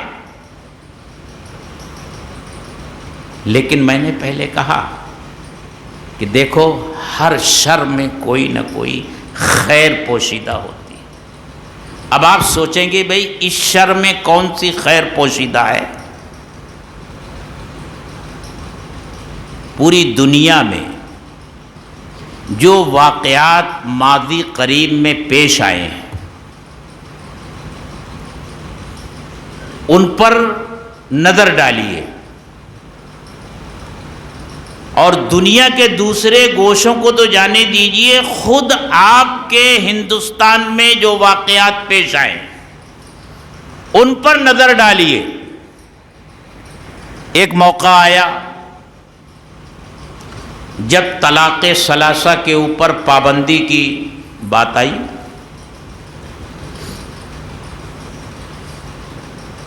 تو ظاہر سی بات ہے یہ ہمارے پرسنل لا میں کھلی ہوئی مداخلت، ہماری شریعت میں مداخلت، اس کا ہمیں دکھ اور صدمہ، یہ اس کا وہ پہلو ہے جس کے بارے میں ہندوستان میں رہنے والے مسلمانوں کو شدید قسم کی تشویش پیدا ہوئی کہ اب یہاں مسلم پرسنل لا کی حفاظت ہو سکے گی کہ نہیں ہو سکے گی، کہیں یہ یکساں سول کوڈ کی طرف بڑھتا ہوا کوئی قدم تو نہیں ہے؟ بجا طور سے یہ تشویش ہوئی، لیکن اس میں خیر کا پہلو کیا سامنے آیا؟ میرے دوستو، طلاق کا جو نظام شریعت نے بنایا ہے، جب میاں بیوی کا رشتہ ایسے موڑ پر آ جائے کہ اب اس رشتے کے ذریعے کوئی بھلائی وجود میں نہیں آئے گی، شر ہی وجود میں آئے گا، اب ان کا ایک ساتھ رہنا مزید مسائل کھڑا کرے گا، تو اس آخری مرحلے میں اس نکاح کے مقدس رشتے کو ختم کرنے کے لیے طلاق کا نہایت ہی عادلانہ، منصفانہ اور معقول نظام شریعت نے بنایا ہے۔ اس سے بہتر کوئی نظام ہو نہیں سکتا۔ لیکن آپ بتائیے کہ آپ میں سے کتنے لوگ جانتے ہیں کہ طلاق کا کیا نظام ہے؟ طلاق کی کتنی قسمیں ہیں؟ ہم تو صرف اتنے ہی جانتے ہیں کہ بس غصہ آیا اور غصے میں آ کر کے جب طلاق بولنا شروع کرو تو پھر گنتی بھی مت گنو کتنے طلاق دے دیے، معمولی معمولی باتوں پر طلاق، بس یہی جانتے ہیں۔ اور اس پر تماشا یہ کہ غصے میں آ کر تو بیوی کو طلاق دے دی، لیکن جب غصہ ٹھنڈا ہوا تو اب کہتے ہیں یہ میں نے کیا کر دیا، اب ان چھوٹے چھوٹے بچوں کا کیا ہوگا، اب میرے لیے کھانا کون پکائے گا، میرے کپڑے کون دھوئے گا، روزانہ کپڑے استری کر کے کون دے گا، میرا بستر کون بچھائے گا۔ میں اپنے بھائیوں سے یہ کہتا ہوں کہ ہمارے ہندوستان میں جو رہن سہن کا نظام ہے، اس میں عورت جو ہے یہ جو کردار ادا کرتی ہے وہ اپنے حقوق سے جس طرح دستبردار ہوتی ہے، سب کچھ اپنا حق چھوڑ دیتی ہے اور شوہر کے وہ حقوق بھی اپنے ذمے لے لیتی ہے جو شریعت نے بیوی کے اوپر نہیں لگائے۔ آپ یہ نہ کہیں کہ میں کوئی جھگڑا لگا کر جا رہا ہوں۔ میری مائیں بہنیں تو سوچ رہی ہوں گی کہ کہہ ہی دو، آج کہہ ہی دو، اور بھائی جو جانتے ہیں وہ سوچ رہے ہوں گے کہ نہ کہو تو بہتر ہے، جس طرح زندگی چل رہی ہے اسی طرح چلنے دو۔ بہت ساری چیزیں ایسی ہیں، علماء سے پوچھئے گا کہ میں کس طرح اشارہ کر رہا ہوں، لیکن معمولی باتوں پر طلاق۔ لیکن جب یہ طلاق کا مسئلہ ہوگا تو مجھ سے کئی غیر مسلموں نے یہ پوچھا کہ آپ کے ہاں طلاق احسن کیا ہے، طلاق سنی کیا ہے اور طلاق بدعی کیا ہے؟ یہ غیر مسلم پوچھ رہا ہے۔ اور جو سنجیدہ قسم کے غیر مسلم ہیں ان کو اس سے تحریک ملی کہ وہ اسلام کا مطالعہ کریں، نظام طلاق کے بارے میں وہ جانیں کہ آخر اسلام نے جو طلاق کا نظام رکھا ہے وہ کہاں تک عادلانہ اور منصفانہ ہے، اور جس نے تعصب سے اوپر اٹھ کر اس کا مطالعہ کیا، حقیقت اس کے سامنے روز روشن کی طرح واضح ہو گئی۔ اس خاتون پارلیمنٹ کی ممبر کی وہ تقریر سنیے جس نے یہ کہا تھا کہ میں نے قرآن میں اور سنت میں اور فقہ کی کتابوں میں جو طلاق کا عادلانہ اور منصفانہ نظام بیان کیا گیا ہے اس سے بہتر کوئی نظام میں نے پڑھا ہی نہیں۔ اگر حکومت عورتوں کے ساتھ انصاف کرنا چاہتی ہے تو اسی قانون کو نافذ کر دے۔ تو یہ خیر کا پہلو نکل کر آیا کہ نہیں آیا؟ جب پورے ملک میں اس کا کوہرام مچا ہوا تھا کہ ایک بدبخت نے اللہ کے رسول صلی اللہ علیہ وسلم کی ذات اقدس پر کیچڑ اچھالا ہے، تو ہندوستان کا وہ سنجیدہ طبقہ اس کی طرف متوجہ ہوا کہ آپ کی سیرت کو پڑھے، آپ کی زندگی کو پڑھے، آپ کے بارے میں معلومات حاصل کرے۔ ہمارا اور آپ کا فرض تھا اے مسلمانوں کہ ہم آگے آ کر ان کو بتاتے کہ ہمارے آقا کی سیرت یہ ہے، ہمارے آقا کا کردار یہ ہے، ہمارے آقا کے اخلاق یہ ہیں.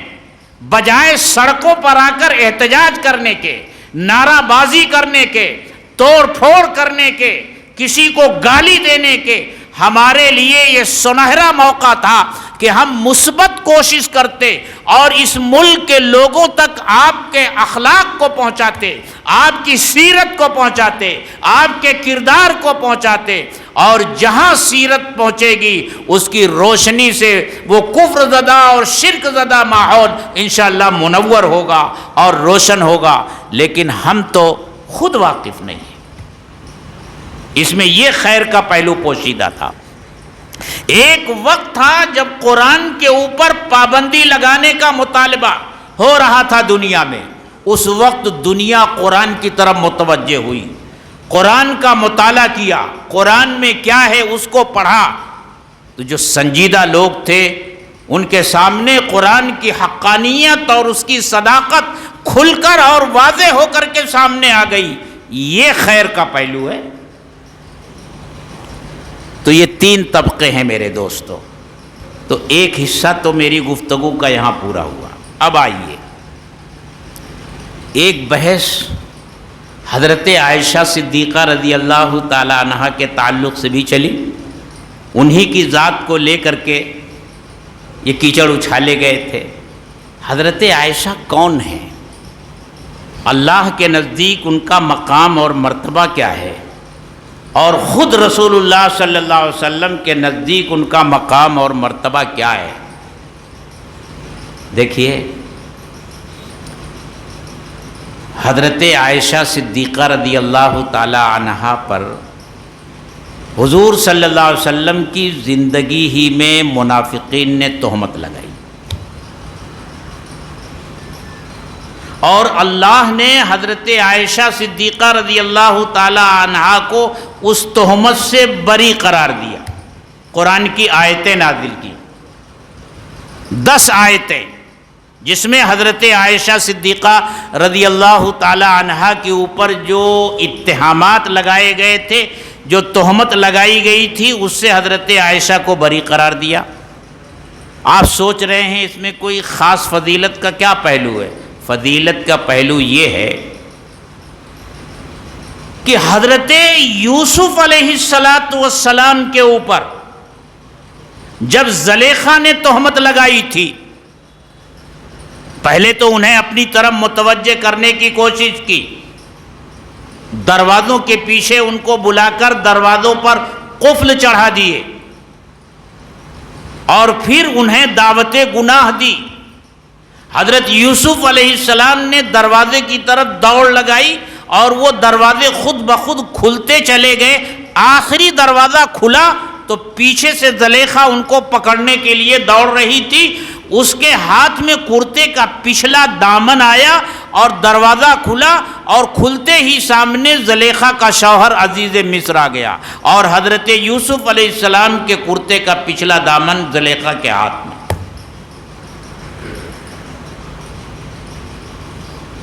اب زلیخا اس نے فوراً پینترا بدلا اور حضرت یوسف علیہ السلام کے اوپر الزام لگا دیا، اور شوہر سے کہا کہ یہ شخص آپ کی عزت و ناموس کے اوپر حملہ کر رہا تھا. حضرت یوسف علیہ السلام اللہ کے نبی ہیں، ان کی عصمت پر آنچ آ رہی ہے. اللہ تعالیٰ نے بھی ان کو اس بہتان سے بری کیا، لیکن بری کس طرح کیا؟ ایک دودھ پیتا بچہ جو ماں کی گود میں تھا، اس کو قوت گویائی عطا فرمائی، اور وہ دودھ پیتا بچہ ماں کی گود میں بول پڑا، ان کان قمیصہ قد من قبل فصدقت وہو من الکاذبین. یوسف کی قمیص کو دیکھ لو، اگر آگے کا دامن پٹا ہوا ہے تو قصوروار یوسف ہے، زلیخا سچی ہے. وَإِنْ كَانَ قَمِيصُهُ قُدَّ مِنْ دُبُرٍ فَكَذَبَتْ وَهُوَ مِنَ الصَّادِقِينَ. اور اگر کرتے کا دامن پیچھے سے پھٹا ہو تو قصوروار زلیخا ہے، یوسف سچے ہیں، دیکھا گیا تو پچھلا دامن پھٹا تھا۔ بات کھل کر سامنے آ گئی۔ ایک دودھ پیتے بچے کو قوت گویائی دی اللہ نے، اور اس نے برات ظاہر کر دی۔ اسی طرح جب حضرت مریم علیہ السلام کو اللہ نے بغیر باپ کے اولاد دی، اور حضرت عیسیٰ علیہ السلام کی ولادت ہوئی، تو یہودیوں نے کیا کہا؟ یا اخت ہارون ما کان ابوک امرأ سوء وما کانت امک بغیہ، اے ہارون کی بہن تو نے یہ کیا کر ڈالا؟ تیرا باپ کوئی برا آدمی نہیں تھا، اور تیری ماں بھی کوئی بدکار عورت نہیں تھی۔ اللہ نے پہلے کہہ دیا تھا کہ اگر لوگ تمہارے پاس آئیں تو تم ان سے گفتگو نہیں کرنا۔ تو حضرت مریم علیہ السلام نے کیا کیا؟ فَأَشَارَتْ إِلَيْهِ، حضرت عیسیٰ علیہ السلام جو گود میں تھے ان کی طرف اشارہ کیا کہ اسی سے پوچھ لو، یہ جو چھوٹا بچہ ہے اسی سے پوچھ لو۔ وہ اور بھڑک گئے، قالوا کیف نکلم من کان فی المہد صبیا، ہم ایسے بچے سے کیسے گفتگو کر سکتے ہیں جو ابھی ماں کے آغوش میں۔ یہ سننا تھا کہ حضرت عیسیٰ علیہ السلام بول پڑے ماں کے گود میں، قال انی عبد اللہ آتانی الکتاب وجعلنی نبیا، میں اللہ کا بندہ ہوں، اللہ نے مجھے کتاب دی ہے اور مجھے نبی بنایا۔ اللہ چاہتا تو اسی طرح کسی بچے کو قوت گویائی دے دیتا، اور وہ حضرت عائشہ صدیقہ رضی اللہ تعالی عنہا کی برات میں بول پڑتا اور اس طرح کی کوئی بات کہہ دیتا، لیکن نہیں، اللہ کو تو یہ منظور تھا کہ عائشہ صدیق کی بیٹی ہے، صدیقہ ہے، اس کی صداقت اور اس کی براءت قرآن کریم کی آیات کی شکل میں محفوظ ہو جائیں، تاکہ رہتی دنیا تک آنے والے لوگ حضرت عائشہ کی صداقت اور ان کی براءت کو قرآن کریم کی آیات کی شکل میں تلاوت کرتے رہیں اور پڑھتے رہیں۔ اس لیے اللہ نے حضرت عائشہ صدیقہ رضی اللہ تعالی عنہ کی براءت اس طرح نازل فرمائی۔ یہ مقام ہے حضرت عائشہ صدیقہ رضی اللہ تعالی عنہ کا اللہ کے نزدیک۔ اور یہ جب براءت کی آیتیں نازل ہوئی ہیں تو جانتے ہیں کیا ہوا؟ حضرت عائشہ صدیقہ کے ناز اور نخرے اللہ کے رسول صلی اللہ علیہ وسلم خوب اٹھاتے تھے۔ رسول کی سیرت تو پڑھو، تم شوہر ہو تو اس کا مطلب یہ نہیں کہ ہر وقت حاکم بن کر کے بیویوں کے سینے پر سوار رہو۔ ارے رسول کی سیرت پڑھو، جس طرح نماز رسول سے سیکھتے ہو، عبادتیں رسول سے سیکھتے ہو، اس طرح گھر کی زندگی بھی رسول سے سیکھو۔ بیویوں کے ساتھ کیا سلوک اور کیا برتاؤ کرنا چاہیے، ان کے ناز اور نخرے کس طرح اٹھانے چاہیے، آؤ اماں عائشہ سے پوچھو۔ اللہ کے رسول صلی اللہ علیہ وسلم کا ان کے ساتھ جو معاملہ ہوتا تھا اس کو پڑھو اور سمجھو، یقیناً ہمارے گھر جنت کا نشان بن جائے، ہمارے گھروں کا ماحول ایسا پاکیزہ ہو جائے گا۔ جب یہ اس واقعے کا چرچا مدینے میں ہوا، منافقین نے تہمت لگائی تو خوب بازار گرم ہوا، اور لگ بھگ کافی دنوں تک یہ سلسلہ چلتا رہا۔ اللہ کے رسول صلی اللہ علیہ وسلم پریشان ہیں، کبھی حضرت علی سے مشورہ کر رہے ہیں، کبھی ام ایمن سے مشورہ کر رہے ہیں، کبھی اسامہ بن زید سے مشورہ کر رہے ہیں کہ کیا کیا جائے۔ اور جب حضرت عائشہ صدیقہ رضی اللہ تعالی عنہا کو پتہ چلا کہ میرے بارے میں ایسی ایسی باتیں ہو رہی ہیں، تو وہ کہتی ہیں کہ آپ کے بدلتے ہوئے مزاج کو میں محسوس تو کرتی تھی کہ آپ کے طرز عمل میں کچھ فرق آ گیا ہے، لیکن بات یہاں تک پہنچ جائے گی یہ میرے وہم و گمان میں بھی نہیں تھا۔ لیکن جب بات مجھے پتہ چلی تو پھر میں نے آپ سے ماں باپ کے گھر جانے کی اجازت مانگی، میکے جانے کی اجازت مانگی، آپ نے مجھے اجازت دے دی، میں گھر چلی گئی اور میں نے اپنے باپ سے اور اپنی ماں سے شکایت کی اور ان سے کہا کہ آپ لوگ کچھ کہیے۔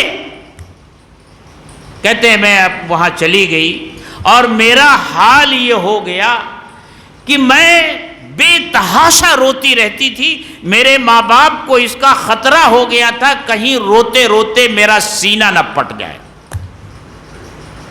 ایک دن اللہ کے رسول صلی اللہ علیہ وسلم میرے میکے تشریف لائے، میرے ماں باپ کو بلایا اور مجھے بھی بلایا، اور بڑی عجیب بات آپ نے ارشاد فرمائی، کہا دیکھو عائشہ، اگر کوئی ایسی ویسی بات ہو گئی ہے تو اللہ سے توبہ کر لو، اللہ ضرور معاف کر دے گا۔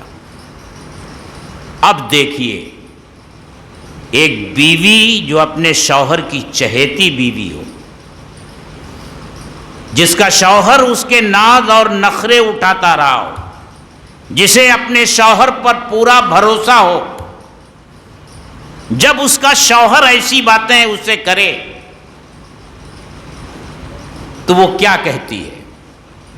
یہاں یہ مت سوچنا کہ حضرت عائشہ ایک امتی ہیں اور رسول سے بات کر رہی ہیں، بلکہ یہ خیال کرنا کہ حضرت عائشہ بیوی ہیں اور اپنے شوہر سے بات کر رہی ہیں۔ وہ کیا کہتی ہیں؟ فرماتی ہیں جب آپ نے یہ کہا تو میں نے اپنے ماں باپ سے کہا اللہ کے رسول کو جواب دو، لیکن انہوں نے معذرت ظاہر کر دی۔ میں جو پہلے رو رہی تھی اور رونے کی وجہ سے یہ خطرہ تھا کہ کہیں میرا سینہ پھٹ نہ جائے، آپ کی یہ بات سن کر اچانک میرے آنسو رک گئے، آنکھ خشک ہو گئی۔ میں نے ان سے کہا اگر میں یہ کہوں کہ میں نے یہ گناہ نہیں کیا ہے تو آپ یقین نہیں کریں گے، اور اگر میں یہ کہوں کہ میں نے یہ گناہ کیا ہے حالانکہ میرا اللہ جانتا ہے کہ میں نے گناہ نہیں کیا ہے تو آپ یقین کر لیں گے۔ اس لیے میں کچھ نہیں کہتی، میں اپنا معاملہ اللہ کے حوالے کرتی ہوں۔ اور یہ کہہ کر کے میں خاموش ہو گئی۔ اتنے میں اللہ کے رسول صلی اللہ علیہ وسلم کے اوپر وحی کا نزول شروع ہوا۔ اسی مجلس میں وحی نازل ہونی شروع ہوئی۔ تھوڑی دیر کے بعد اللہ کے رسول صلی اللہ علیہ وسلم نے چہرے مبارک اوپر اٹھایا تو خوشی سے چہرہ تمتما رہا تھا، اور آپ نے ارشاد فرمایا عائشہ خوش ہو جاؤ، اللہ نے تمہاری براءت میں سورہ نور کی آیات نازل فرمائی، تم کو بری قرار دیا ہے۔ میرے ماں باپ کہنے لگے بیٹی اٹھ اللہ کے رسول کا شکریہ ادا کر، تو میں نے کہا میں ان کا شکریہ نہیں ادا کروں گی، میں تو اپنے اس پروردگار کا شکریہ ادا کروں گی جس نے میری برات میں قرآن کریم کی آیات نازل فرمائی۔ یہ مت سمجھنا کہ حضرت عائشہ گستاخی کر رہی ہیں، گستاخی نہیں ہے، ایک بیوی اپنے شوہر سے بات کر رہی ہے، وہ بیوی جو چہیتی بیوی ہے، جس بیوی کا یہ کہنا تھا کہ جب آپ ان کے حجرے میں آتے تھے تو وہ کیا کہتی تھی؟ لنا شمس وللآفاق شمس وشمسی خیر من شمس السماء۔ جب اللہ کے رسول صلی اللہ علیہ وسلم حجرے میں داخل ہوتے تھے تو حضرت عائشہ اس وقت کا منظر بیان کرتی ہیں کہ دنیا والوں کا بھی ایک سورج ہے اور ایک میرا سورج ہے۔ لوگوں کا سورج تو فجر کے بعد طلوع ہوتا ہے اور میرا سورج تو عشاء کے بعد طلوع ہوتا ہے، یعنی آپ میرے حجرے میں عشاء کے بعد تشریف لاتے ہیں۔ وہ عائشہ جس کے ناز آپ اٹھاتے تھے، اور اس طرح کے موقع تو صحابہ کی زندگی میں بہت سے موقع آئے ہیں، جہاں بظاہر ناواقف آدمی یہ سمجھتا ہے کہ صحابی نے گستاخی کر دی، لیکن کوئی گستاخی نہیں۔ جب حدیبیہ کا معاہدہ لکھا جا رہا تھا اور سہیل ابن عمرو نے یہ اعتراض کیا کہ آپ بسم اللہ الرحمن الرحیم مت لکھیے، اس لیے کہ ہم نہیں جانتے رحمان کون ہے رحیم کون ہے، ہماری عادت ہے ہم شروع میں لکھتے ہیں بسمک اللہم، وہی لکھیے۔ آپ نے حضرت علی سے فرمایا بھائی کاٹ دو اور وہی لکھ دو۔ جب آپ نے یہ لکھوایا کہ یہ معاہدہ ہے محمد الرسول اللہ کی طرف سے، تو پھر سہیل ابن عمرو نے کہا کہ نہیں، یہ لکھیے یہ معاہدہ ہے محمد ابن عبداللہ کی طرف سے۔ آپ نے فرمایا حضرت علی رضی اللہ تعالی عنہ سے کہ علی کاٹ دو محمد رسول اللہ کاٹ دو، لکھ دو محمد ابن عبداللہ۔ حضرت علی نے قلم رکھ دیا اور کہا یہ مجھ سے نہیں ہوتا۔ بظاہر ایسا نظر آ رہا ہے کہ وہ رسول اللہ کے حکم کو ماننے سے انکار کر رہے ہیں۔ انکار نہیں ہے، یہ تعظیم ہے، یہ احترام ہے۔ پھر اسی موقع پر آپ کا یہ معجزہ ظاہر ہوا کہ آپ نہ پڑھنا جانتے تھے نہ لکھنا جانتے تھے، لیکن آپ نے قلم اٹھایا، رسول اللہ کو کاٹا اور محمد ابن عبداللہ لکھ دیا۔ اسی موقع پر قرآن کی آیت آ رہی ہے محمد الرسول اللہ، محمد تو اللہ کے رسول ہیں۔ اے سہیل ابن عمرو، اے قریش اے قبیلے قریش کے لوگوں، اے مکہ والوں، اے حجاز کے لوگوں، اے دنیا کے لوگوں، تم محمد کو اللہ کا رسول مانو یا نہ مانو، محمد تو اللہ کے رسول ہیں ہی۔ تو ایسے موقع صحابہ کی زندگی میں آتے تھے۔ حضرت عائشہ کی زندگی میں بھی یہ موقع آیا اور انہوں نے یہ بات کی تو قرآن کی آیتیں نازل کی۔ اور ازواج مطہرات کا مقام کیا ہے؟ میں ایک بڑے عالم کی بات نقل کرتا ہوں، بات میری نہیں ہے، بڑے عالم کی بات نقل کرتا ہوں۔ ایک ہماری وہ مائیں ہیں جن کے پیٹ سے ہم پیدا ہوئے، وہ ہماری مائیں ہیں، اور ازواج مطہرات بھی امت کی مائیں ہیں۔ ان کا امت کی ماں ہونا نص قرآنی سے ثابت ہے، لہذا اگر کوئی ان کے ماں ہونے کا انکار کر دے تو وہ قرآن کی آیت کا منکر ہوگا اور دائرے ایمان سے خارج ہو جائے گا، اور کوئی اپنی اس ماں کے ماں ہونے کا انکار کرے جس کے پیٹ سے پیدا ہوا ہے، گنہگار تو ہوگا لیکن دائرے ایمان سے خارج نہیں ہوگا۔ میں ایک بڑے عالم کی بات نقل کر رہا ہوں، میری بات نہیں ہے۔ یہ ہے ازواج مطہرات کا مقام، خصوصیت سے حضرت عائشہ صدیقہ کا۔ عائشہ صدیقہ کون ہے؟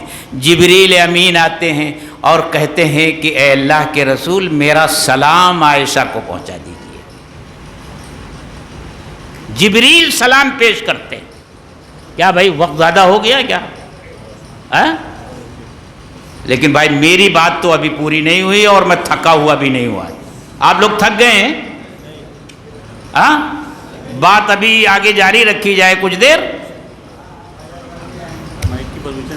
اوہ بھائی مائک کا پرمیشن نہیں، اچھا ٹھیک ہے، میں ایک واقعہ حضرت عائشہ صدیقہ کے متعلق بیان کر کے بات ختم کرتا ہوں۔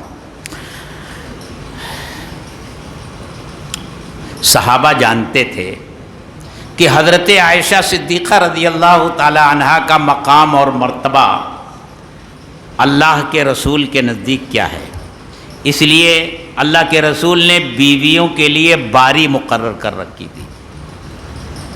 صحابہ کا یہ معمول تھا کہ وہ جب کوئی کھانے پینے کی چیز ہدیہ کرنا ہوتا تھا تو انتظار کرتے تھے کہ جس دن آپ حضرت عائشہ کے گھر میں ہوتے تھے اسی دن بھیجتے تھے، اور اس سے ان کا منشا یہ تھا کہ جب عائشہ کھائیں گی تو اللہ کے رسول کو مزید خوشی ملے گی۔ آپ کی خوشنودی حاصل کرنے کے لیے اس دن کے آنے کا انتظار کرتے تھے۔ دیگر ازواج مطہرات اس کو محسوس کرتی تھی. اچھا ازواج مطہرات بہرحال آپس میں سوکن تھیں، تو سوکن کا اثر تو ہوتا ہی ہے. ان کے دو گروپ تھے. ایک گروپ میں حضرت عائشہ حضرت ابو بکر کی بیٹی، حضرت حفصہ حضرت عمر رضی اللہ تعالیٰ عنہ کی بیٹی، اور حضرت صفیہ جو ہوئی ابن اخطب کی بیٹی تھی، اور حضرت سودا بنت زمع. ایک گروپ میں یہ تھی، اور دوسرے گروپ میں حضرت ام سلمہ تھی اور باقی ازواج مطہرہ.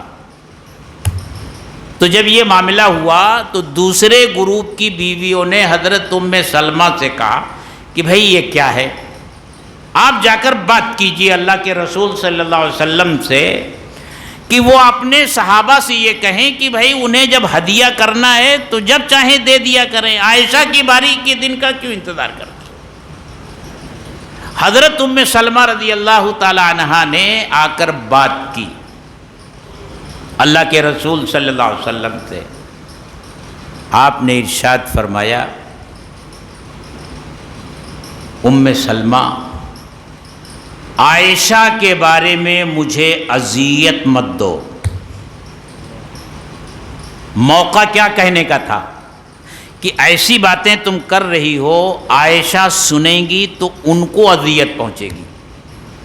لیکن یہ نہیں کہہ رہے ہیں، کیا کہہ رہے ہیں، عائشہ کو تو بعد میں اذیت پہنچے گی، اس سے پہلے مجھ کو اذیت پہنچ رہی ہے. عائشہ کے بارے میں مجھے اذیت مت دو.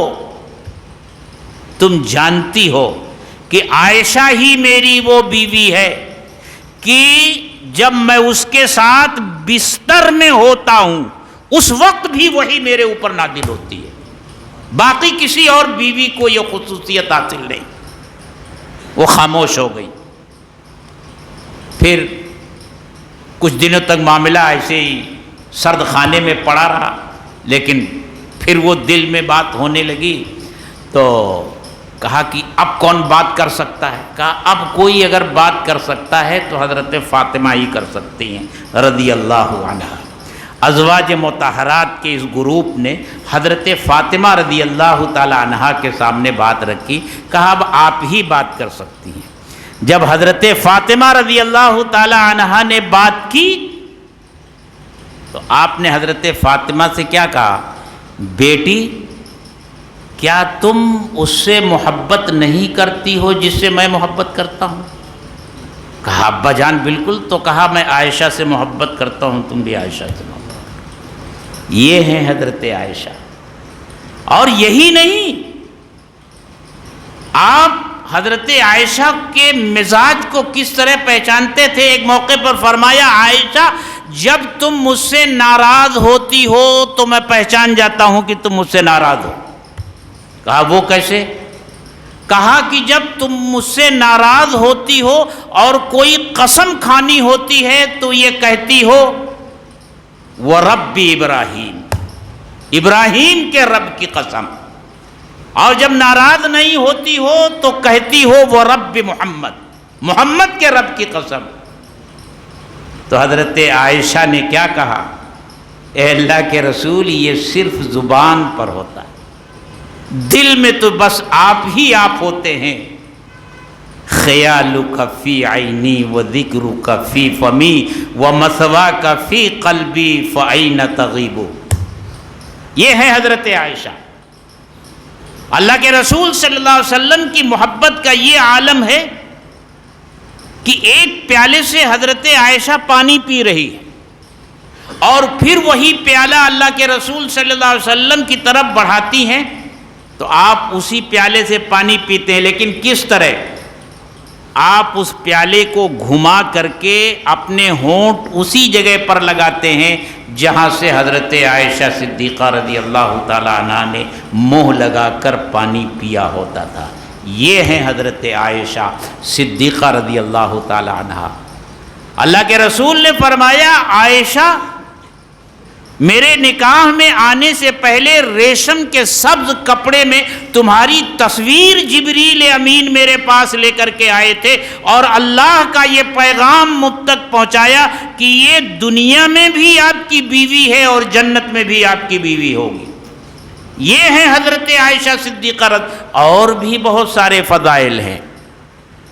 اور رہ گئی کم عمری کی بات، کم سنی کی بات، تو وہاں بھی میں یہی کہوں گا کہ اگر یہ کوئی ایسی قابل اعتراض بات ہوتی تو مکہ والے کیا بخش دیتے؟